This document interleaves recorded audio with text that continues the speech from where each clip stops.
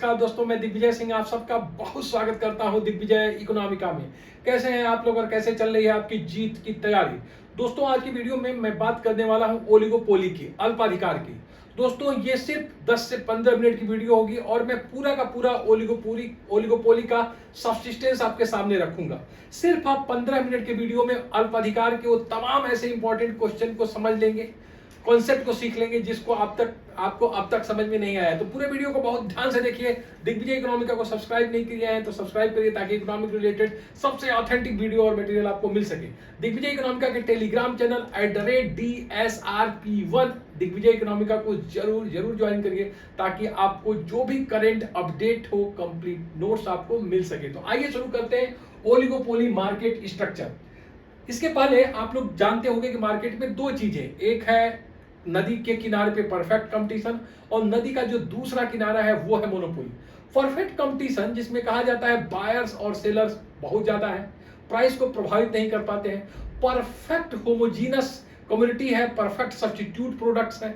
आप जरा सोचो, अगर कोई प्रोडक्ट प्रोड्यूस हो रहा है परफेक्ट कंपटीशन में, तो अगर एक पेन है जो डिफरेंट फर्म इसे बना रही है तो सिर्फ यही पेन प्रोड्यूस होगी, यही ब्लैक कलर की पेन प्रोड्यूस होगी जिसकी क्वालिटी में, रंग रूप, कलर में कोई अंतर होगा ही नहीं, तो जिसकी प्राइसेज भी एक ही होगी, सबको हर बात की सूचना भी होगी। तो नो डाउट पूरे आपके बिहेवियर में कहीं परफेक्ट कंपटीशन नहीं मिलता है। जब मैं बात करता हूं मोनोपोली की, तो मोनोपोली में एक सिंगल सेलर है, वही फर्म है, वही इंडस्ट्री है, जो भी प्रोडक्ट प्रोड्यूस कर रहा है उसका कोई भी क्लोज सब्स्टिट्यूट नहीं है। तो ऐसा भी मोनोपोली लगभग आपको कहीं नहीं मिलेगा। अगर आप इंडियन रेलवे को मोनोपोली मानते हैं तो मोनोपोली का जो उद्देश्य होता है वो है प्रॉफिट मैक्सिमाइजेशन, और भारतीय सरकार का जो रेलवे है उसका जो ऑब्जेक्टिव है वेलफेयर मैक्सिमाइजेशन, सेकेंडरी है प्रॉफिट। तो आप कहीं भी ना तो परफेक्ट कंपटीशन दिखा सकते हो और ना ही आप मोनोपोली। तो एक्चुअल जो व्यवहारिक चीजें हैं जिसमें हम जीते हैं वो कौन सी बाजार संरचना है, दैट इज ओलिगोपोली, वो है अल्पाधिकार। आप जो अपने भविष्य, जो आपके अपने जीवन में, जो आपके नजदीक में, जो हमारे बिहेवियर में जो मार्केट पाई जाती है वो है ओलिगोपोली, अल्पाधिकार। अल्पाधिकार का मतलब है कंपटीशन एमंग फ्यू। इसमें जो फर्में होती हैं वो संख्या में बहुत कम होती हैं। संख्या कितनी है एग्जैक्ट इसके बारे में आप नहीं बता सकते हो, लेकिन हाँ इसमें मानी जाएगी कि फर्मों की जो मैक्सिमम संख्या है वो 8-9 तक हो सकती है। लाइक एग्जांपल, जैसे मैं कहता हूँ ऑटोमोबाइल, तो automobile is the best example of the oligopoly, जिसमें अगर आपको नाम लेने को कहा जाए तो आप होंडा, होंडई और कुछ और कारें हैं जो आप नाम लोगे, बाकी आप 8-10 से ज्यादा नहीं जाओगे। इसी तरीके से आप टेलीकॉम में आप जाओगे तो आप बात करोगे वोडाफोन की बात करोगे जो वी बन गया है, फिर आप जो है जियो की बात करोगे, फिर जो है आप आइडिया की बात करोगे। तो कुल मिला जुला के जो संख्या है, एयरटेल की बात करोगे, वो 5, 6, 7 तक जाते जाते, तो कुल मिला के जिस बाजार संरचना में हम जीते हैं वो है ओलिगोपोली। ओलिगोपोली में जो सबसे इंपॉर्टेंट है वो है जो ग्रुप बिहेवियर, और जो सबसे बड़ी बात है वो एक दूसरे के ऊपर निर्भर होते हैं, परस्पर निर्भरता, जो म्यूचुअल इंटरडिपेंडेंसी है वो सबसे इंपॉर्टेंट होता है। उसमें जो बिहेवियर होगा वो ग्रुप बिहेवियर होगा। इसमें जो विज्ञापन है उसकी बहुत इंपॉर्टेंट होगी। यहाँ विज्ञापन जीवन मृत्यु का प्रश्न बच जाएगा, क्योंकि अगर आपको प्रोडक्ट बेचना है तो आपको दिखाना पड़ेगा कि मेरा प्रोडक्ट दूसरे के प्रोडक्ट से अच्छा है। साथ ही साथ जो ओलिगोपोली है वहां पे जो मांग वक्र होता है वो अनिश्चित होता है, जिसको आप किंग डिमांड कर्व में सीखेंगे और मैं वीडियो इसके पहले बना चुका हूं। अगर मैं आपको यही बताता चलूं कि जब आप बात करते हो मोनोपोली में तो वहां सप्लाई कर्व नहीं होता है मोनोपोली की, और जब मैं ओलिगोपोली की बात करता हूं तो ओलिगोपोली में मांग वक्र अनिश्चित होता है। ओलिगोपोली में दो तरह की बाजार संरचनाएं पाई जाती है। फर्स्ट कॉल नॉन कोलूसिव, दूसरा कॉल कोलूसिव। कोलूसिव का मतलब है कि जब अपने राइवलरी को, जो प्रतिद्वंदिता है फर्मों के बीच में, अगर इसको खत्म करने के लिए वो परस्पर हाथ मिला लेते हैं, अगर वो सेकेंड कर लेते हैं, हाथ मिला लेते हैं, गठजोड़ कर देते हैं, तो इसको हम कहते हैं कोलूसिव ओलिगोपोली। कोलूसिव ओलिगोपोली का मतलब है ये आपस में हाथ मिला चुके हैं, वो अपने जो है अनिश्चितता है राइवलरी के कारण, जो उनके जो प्रॉब्लम है, अनिश्चितता है उत्पन्न हुई है दुश्मनी के कारण, राइवलरी प्रतिद्वंदिता के कारण, उसको कम करने के लिए हर में एक दूसरे से हाथ मिला ले। जब वो गठजोड़ कर ले, हाथ मिला ले, दैट कॉल्ड कोलूसिव। दूसरे में वो राइवलरी है बट वो अपने इस राइवलरी को एक्सेप्ट नहीं कर रही हैं और वो राइवलरी के साथ ही काम कर रही हैं। इसका मतलब वो हाथ नहीं मिला रही हैं, फर्में गठजोड़ नहीं कर रही हैं। इसको हम कहते हैं नॉन कोलूसिव। तो दो तरह की आपको अल्पाधिकारी मॉडल मिलेंगे, एक है नॉन कोलूसिव मॉडल और दूसरा है कोलूसिव। तो नॉन कोलूसिव में जो फर्में हैं वो जानती हैं कि एक दूसरे की प्रतिद्वंदिता है, लेकिन उसमें किसी तरह का गठजोड़ नहीं होता है, किसी तरह कि संदेह नहीं होता है, और जो कोलूसिव है वो जानते हैं कि हम चूंकि राइवलरी है, प्रतिद्वंदिता है, तो इसमें अनसर्टेनिटी होगी, उससे बचने के लिए वो हाथ मिला लेते हैं।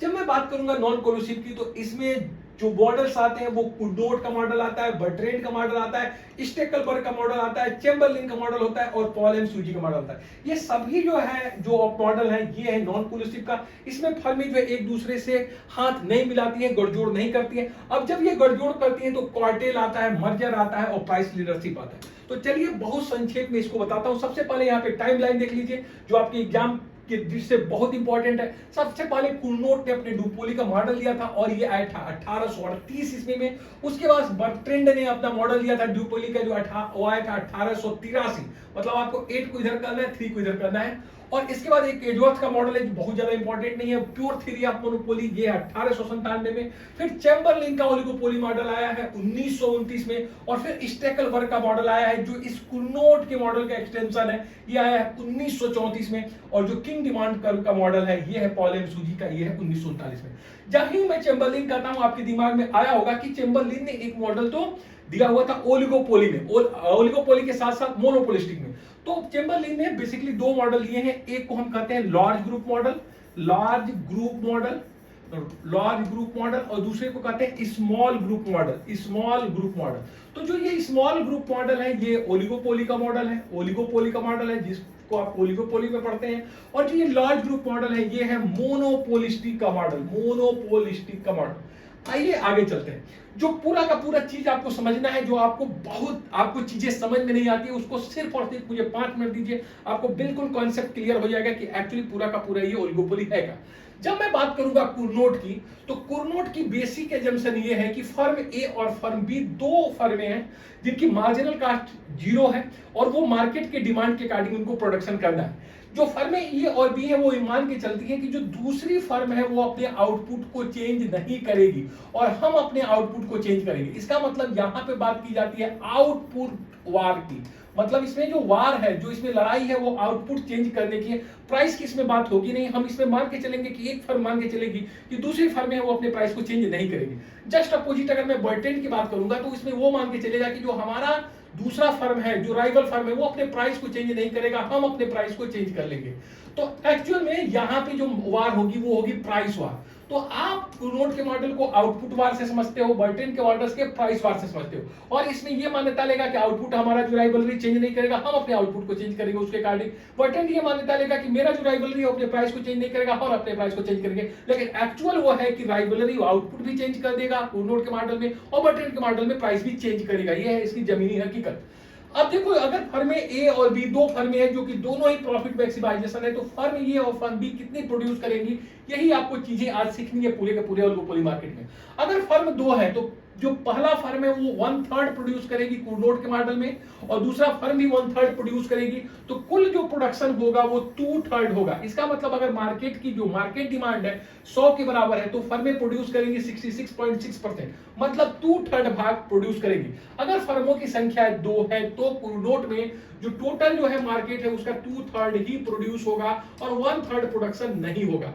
जब मैं बर्ट्रेंड की बात करूंगा तो बर्ट्रेंड और परफेक्ट कंपटीशन बिल्कुल एक हो जाता है। इसमें आधा प्रोड्यूस करेगा हाफ फर्म ए, फर्म बी जो है प्रोड्यूस करेगा हाफ, और 100% ऑफ द मार्केट डिमांड का प्रोड्यूस किया जाएगा। This is the most important, और यही चीज आप देखोगे एग्जैक्ट होगा परफेक्ट कंपटीशन में।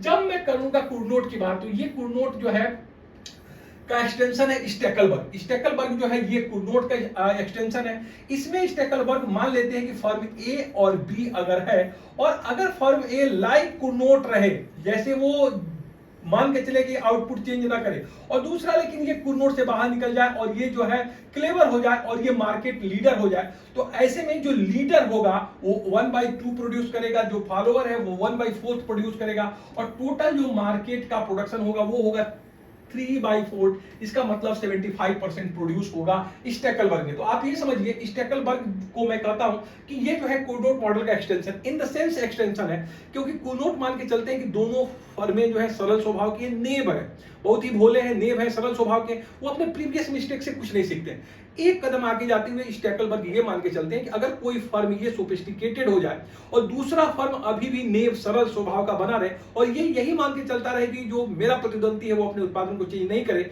और जो दूसरा फर्म है वो अपने उत्पादन को चेंज कर दे अपने प्रतिद्वंदी के उत्पादन के मुताबिक, तो यहां पे आप देखोगे कि एक फर्म लीडर हो जाएगी और दूसरी फॉलोअर। जो वो लीडर बनेगी वो 1/2 का प्रोडक्शन करेगी और जो फॉलोअर है 1/4 का। तो ऐसे में स्टेकलबर्ग में जो टोटल मार्केट का 3/4 मतलब 75% भाग प्रोड्यूस होगा।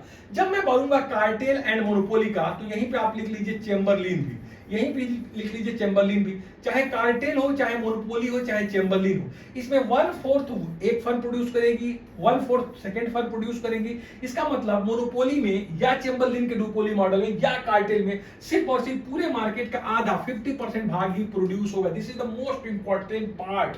जब मैं बात करूं चेम्बरलिन की, मैं बात करूं मोनोपोली की, तो आज आप समझ लीजिए कि मोनोपोली में हमेशा जो फर्म प्रोड्यूस करेगी वो टोटल मार्केट का आधा 50% चार्ज करेगी और सबसे ज्यादा हाईएस्ट प्राइस चार्ज करेगी। जब मैं बात करूंगा परफेक्ट कंपटीशन की, तो फर्म अगर दो फर्म है तो एक फर्म 1/2, दूसरी फर्म 1/2 प्रोड्यूस करेगी, तो कुल मार्केट का 100% होगा। This is the most important part. इसको एज इट इज आप नोट कर लीजिए, इसका स्क्रीनशॉट ले लीजिए, ये आपके एग्जाम के लिए बहुत इंपॉर्टेंट है। अब आइए हम बात करें, तो आपने देखा कि यहां पे है मोनोपोली, कार्टेल और चेम्बरलिन, तीन चीजें आ गई आपकी। चेम्बरलिन यहां पे देखिए, चाहे मैं चेम्बरलिन की बात करूं, मोनोपोली की बात करूं या कार्टेल की बात करूं, ये पूरे मार्केट का 50% भाग प्रोड्यूस करते हैं, आउटपुट का, पूरे आउटपुट का 50%। और सबसे ज्यादा प्राइस चार्ज इन्हीं के द्वारा किया जाएगा। हाईएस्ट प्राइस एंड सबसे lowest output monopoly, Chamberlin and cartel. जब मैं इसके बाद जाता हूं तो इससे ज्यादा आएगा कुर्नोट या 66% मार्केट कवर करेगा। मतलब अगर पूरी मार्केट डिमांड 100% की है तो फर्में जो है 2/3 ही प्रोड्यूस करेंगी अगर फर्मों की संख्या 2 है तो। अगर मैं स्टेकलबर्ग की बात करूंगा तो स्टेकलबर्ग कुर्नोट का एक्सटेंशन है, जिसमें जो फर्में प्रोड्यूस करेगी, एक फर्म 1/2, एक फर्म 1/4, तो कुल मिला के 75% भाग प्रोड्यूस होगा और जो है 25% भाग कोई फर्म प्रोड्यूस नहीं करेगी।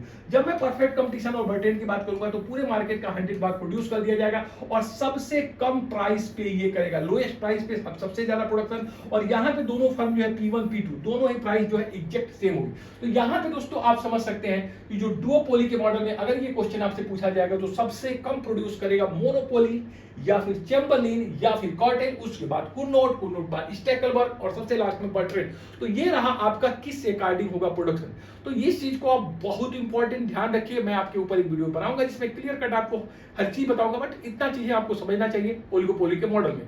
तो दिग्विजय इकोनॉमिका को करिए सब्सक्राइब और आप जो है अपने लाइफ को अच्छा बनाने के लिए प्रत्येक दिन कुछ ना कुछ अच्छा करिए, अपने माता पिता का आशीर्वाद लेते रहिए। मैं हमेशा कहता हूं कि माता पिता का आशीर्वाद चरण पकड़ के, अंगूठे को छू के करिए, उनका आशीर्वाद कभी जाया नहीं जाता। Thank you so much for watching Digvijay economica. God bless you dear friend.